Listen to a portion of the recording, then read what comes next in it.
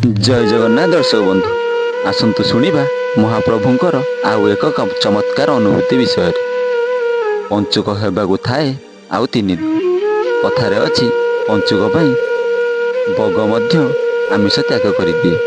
से समय मनीष यह न मानि आमिष मध्य खाई दियंती।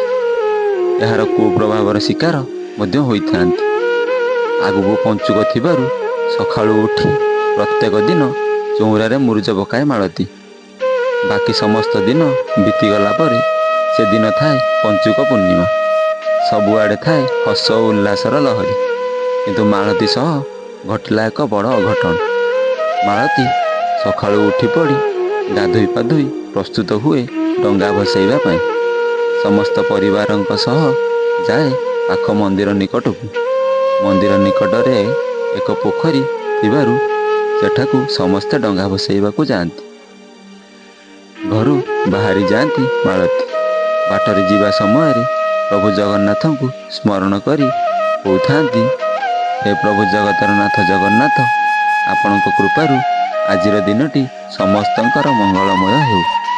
समस्ते निज निजर मनवांछित वर लाभ करंतु। यह भावुथिबा समय से पहुँची जाती मंदिर निकटरे।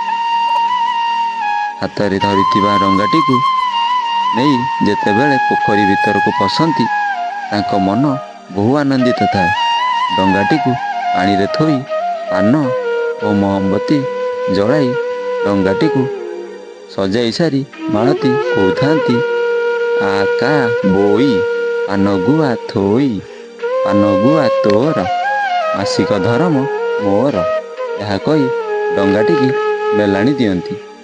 हठात से समय तांकर देहटी असुस्थ अनुभव होगाकू लगे। मालती हठात सेठारे तले पड़ जाती। समस्ते एपरी मालती को देखी पानी भीतर उठाई आनती। आनिबा परे सेठारे थिबा श्री जगन्नाथ मंदिर निकटरे शुआई दियंती।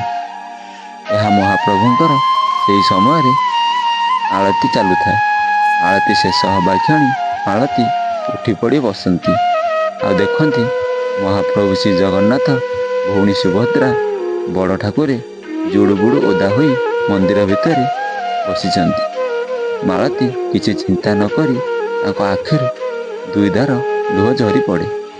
से भावे जो समय मालती पोखरी रे डंगा बसई थिबा समय महाप्रभु तांको भाईंक सह और भौणीक सह मिसिकरी डंगा भसाउथिले। मालती पड़ी जीवार देखी महाप्रभु तांको उठाई आनी तांको सम्मुखरे शोईदेले और से मंदिर भीतर को चलीगले।